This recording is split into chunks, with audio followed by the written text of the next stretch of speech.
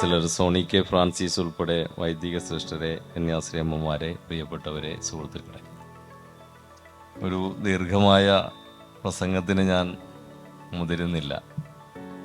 വളരെ അർത്ഥഗംഭീരമായ പ്രഭാഷണങ്ങളും നമ്മുടെ ആവശ്യകതകളിലേക്ക് വിരൽ ചൂണ്ടിയ പരാമർശങ്ങളും 50 കൊല്ലത്തെ തേകങ്ങളുടെ ചരിത്രവും നന്മയുടെ ചരിത്രവും ഡോക്യുമെൻ്ററിയിലൂടെയും ഗാനങ്ങളിലൂടെയും ഒക്കെ ഇവിടെ നമുക്ക് മനസ്സിലാക്കുവാനായി സാധിച്ചിട്ടുണ്ട്.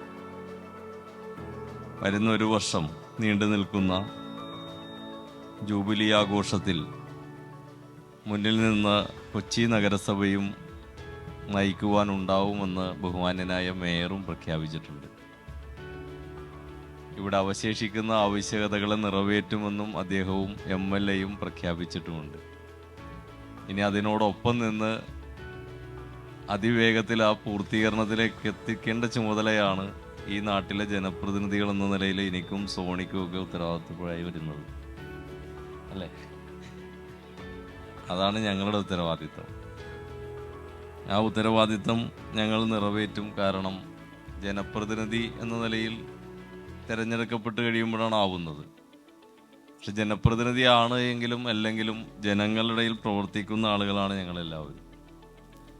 അതുകൊണ്ട് തന്നെ ജനങ്ങൾക്ക് വേണ്ടി നടത്തുന്ന ഓരോ പ്രവർത്തനങ്ങളോടൊപ്പം ഞാനും സോണിയൊക്കെ ഇത്രയും വർഷക്കാലം ഉണ്ടായിട്ടുള്ളതുമാണ്. അതുകൊണ്ട് തന്നെ ഇതിനോടുള്ള ഉത്തരവാദിത്വം നിർവഹിച്ച് തന്നെ ഇനിയും മുന്നോട്ട് പോവുള്ളൂ. തേകങ്ങൾ സുരഭിലമാവും എന്ന് കവികൾ എഴുതി വെക്കാറുണ്ട്. ആ കവിതകളെ പാട്ടുകളായി മാറ്റാറുണ്ട്. തേകങ്ങൾ സുരഭിലമാവുക എന്ന് പറഞ്ഞാൽ തേകം സഹിച്ചെന്നാണ് സാധാരണ പറയുന്നത്. അല്ല, പക്ഷെ തേകങ്ങളെ സുരഭിലമാക്കുക എന്നത് പറയുന്നത് ഇത്തരം സ്ഥാപനങ്ങളിലൂടെയാണ് നടക്കുന്നത്. നമ്മുടെ സ്ഥാപനങ്ങളുടെ പേരുകൾ തന്നെ അങ്ങനെയാണ്: സ്നേഹഭവൻ, വാത്സല്യഭവൻ, പ്രത്യാശ ഭവൻ. അങ്ങനെ സ്നേഹത്തോടെ സ്വീകരിക്കുകയും വാത്സല്യത്തോടെ വളർത്തുകയും പ്രത്യാശ ഉണ്ടാക്കി മുന്നോട്ട് കൊണ്ടുപോവുകയും ചെയ്യുന്ന ഒരു ജീവിതമാണ് മുന്നോട്ട് പോകുന്നത്. ഏറ്റെടുക്കൽ മാത്രമല്ല, നെഞ്ചോട് ചേർത്ത് പിടിച്ച് 10,000-ഓളം വരുന്ന മനുഷ്യ ജീവനുകളെ, ജീവിതത്തിൻ്റെ ഒരറ്റവും എത്തുവാൻ സാധ്യതയില്ലായിരുന്ന 10,000-ഓളം വരുന്ന മനുഷ്യ ജന്മങ്ങളെ നേർവഴിക്ക് സഞ്ചരിപ്പിക്കുക എന്ന് മാത്രമല്ല, അവർക്കൊരു കുടുംബമുണ്ടാവുകയും ആ കുടുംബങ്ങൾ പിന്നീട് വിവിധ കുടുംബങ്ങളായി മാറുകയും ചെയ്ത ഒരു അനുഭവമാണ് നമ്മുടെ 50 വർഷക്കാലത്തെ അനുഭവം. ഇവിടെ ആദ്യം പ്രദർശിപ്പിച്ച ആ ഡോക്യുമെൻ്ററിയിൽ ഞങ്ങൾ ഈ വേദിയിലേക്ക് കയറുന്നതിന് മുൻപുണ്ടായിരുന്നു. എനിക്ക് പരിചിതമായിട്ടുള്ള ആളുകളാണ് മഹാഭൂരിപക്ഷവും. അതിന് പരിചിതമായ, ഞാൻ കൂടുതൽ ഭക്ഷണം കഴിച്ചിട്ടുള്ള വീടുകളും അതിനകത്ത്.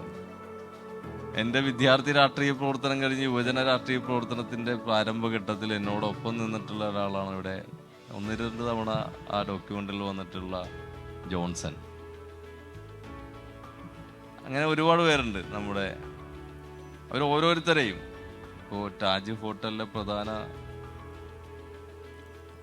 ഹോക്കിയായി മാറിയ നമ്മുടെ കുട്ടൻ ഇവിടെ നിന്ന് കൈപിടിച്ച് ഉയർത്തി അദ്ദേഹത്തിൻ്റെ അനുഭവം പറഞ്ഞു.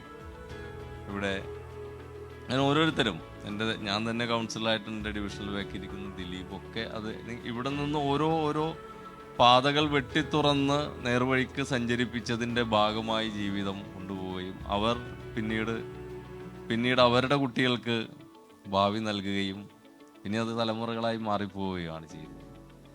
അതുകൊണ്ടാണ് ഞാൻ പറഞ്ഞത് തേകങ്ങളെ സുരഭിലമാക്കിയ ജീവിതങ്ങളാണ് എന്നുള്ളത്. ഇവിടെ ഒരു സംശയമില്ല ഞങ്ങളാർക്കും.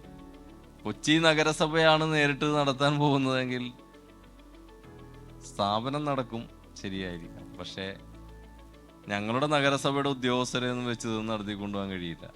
ഞാനിത് റെക്കോർഡ് ചെയ്താലും ഇല്ലെങ്കിലും പറയുന്നതിനൊരു മടിയില്ല.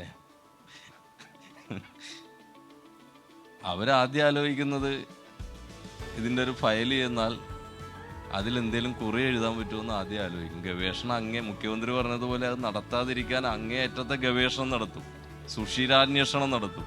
അങ്ങനെ ഒരു സുഷിരാന്വേഷണം നടത്തിയതിൻ്റെ ഭാഗമായിട്ടാണ് നമ്മുടെ കിച്ചൻ്റെ നിർമ്മാണം വൈകിയത്. അല്ലെങ്കിൽ 15 ലക്ഷം രൂപ അനുവദിച്ചിട്ട് ഇപ്പം നിർമ്മാണം പൂർത്തിയാവേണ്ട സമയം കഴിഞ്ഞു. അതിന്മേൽ എന്താണ് കുറവ് കണ്ടുപിടിക്കാൻ കഴിയുക എന്നുള്ളതാണ് പിന്നെ നമ്മുടെ ഉദ്യോഗസ്ഥ സംവിധാനം നോക്കുന്നത്. അപ്പം ആ പരിമിതികൾ നമുക്കറിയാവുന്നത് കൊണ്ട് തന്നെയാണ് പൂർവികർ ഇങ്ങനെ ഒരു സംവിധാനത്തിലേക്ക് ആലോചിച്ചത്. അതുകൊണ്ട് തന്നെയാണ് ഏറ്റെടുക്കുക മാത്രമല്ല പൂർത്തീകരണത്തിലേക്ക് എത്തുന്നത് വരെ കൂടെയുണ്ടായി നിന്നു എന്നുള്ളതിൻ്റെ 50 വർഷക്കാലത്തെ അനുഭവം നമ്മൾ ആഘോഷിക്കുമ്പോൾ നമ്മുടെ നാട്ടിലെ മുഴുവൻ ജനങ്ങൾക്കും നന്മകൾ ചെയ്യുവാൻ കഴിയുന്ന, മനസ്സുകൾ സൃഷ്ടിക്കുവാൻ കഴിയുന്ന വിധത്തിൽ നമ്മുടെ ജൂബിലി ആഘോഷത്തെ മാറ്റി തീർക്കണം. ഒപ്പം യുവതലമുറയെ വഴിതിരിച്ചു വിടുന്ന പല വിധത്തിലുള്ള തെറ്റായ പ്രവണതകളിൽ നിന്നും യുവതലമുറയെ തെറ്റായ വഴിക്ക് സഞ്ചരിപ്പിക്കാതിരിക്കാൻ കായിക മേഖലയിൽ കൊച്ചിക്ക് ഒരു കാലത്തും മറക്കാനാവാത്ത സംഭാവന ചെയ്തിട്ടുള്ള സ്ഥാപനമാണ് ഡോൺ ബോസ്കോ. കൊച്ചിയുടെ ചരിത്രത്തിലെ ഏറ്റവും ആദ്യത്തെ മേയേഴ്സ് കപ്പിന് ആരംഭം കുറിച്ചത് ഞങ്ങൾ ഡോൺ ബോസ്കോയിൽ നിന്നാണ്. വടുതല നമ്മുടെ ഇപ്പോഴത്തെ ബ്ലാസ്റ്റേഴ്സിന്റെ ക്യാപ്റ്റൻ, ഉണക്ക് പകരമുള്ള ക്യാപ്റ്റനാണ് ഡോൺ ബോസ്കോ വടുതല അങ്കണത്തിൽ വെച്ച് മേയേഴ്സ് കപ്പ് ഉദ്ഘാടനം ചെയ്തത്. ഞാൻ സൂചിപ്പിക്കുന്നത് ജൂബിലി ആഘോഷവുമായി ബന്ധപ്പെട്ട് പ്രത്യേകിച്ച് പള്ളുരുത്തി കൊച്ചി പ്രദേശത്ത് പഴയതുപോലെ യുവജനങ്ങളെ ആകെ കായിക ലഹരിയിലേക്ക് കൊണ്ടുവരാൻ കഴിയുന്ന വിവിധങ്ങളായ പദ്ധതികൾ നമുക്ക് ആസൂത്രണം ചെയ്യണം എന്നുള്ളതാണ് എനിക്കൊരു നിർദ്ദേശമായി അവതരിപ്പിക്കുവാനുള്ളത്. ആ നിലയിൽ വളരെ വ്യത്യസ്തമായ പ്രോഗ്രാമുകളിലൂടെ ജൂബിലി ആഘോഷം അർത്ഥപൂർണമാക്കി മാറ്റുവാൻ ഞങ്ങളുടെ എല്ലാവരുടെയും പിന്തുണയും സഹായവും ഉണ്ടാവും. നമുക്കെല്ലാവർക്കും കൂടി ഒരുമിച്ച് നിന്ന് ഈ ജൂബിലി ആഘോഷം ഒരു ചരിത്രമാക്കി മാറ്റാം എന്ന് മാത്രം സൂചിപ്പിച്ച് ഇവിടെ ഒരു ഡോക്യുമെൻ്ററി തയ്യാറാക്കിയ അതിൻ്റെ പിന്നിൽ പ്രവർത്തിച്ച എല്ലാ പ്രവർത്തകരെയും അവരോടൊപ്പം നിന്ന തോമസ് അച്ഛൻ ഉൾപ്പെടെയുള്ള എല്ലാ വൈദികരെയും പ്രത്യേകമായി അഭിനന്ദിച്ചുകൊണ്ട് എൻ്റെ എല്ലാവിധത്തിലുള്ള ആശംസകൾ നേർന്നുകൊണ്ട് വാക്കുകൾ ചുരുക്കുന്നു. നമസ്കാരം.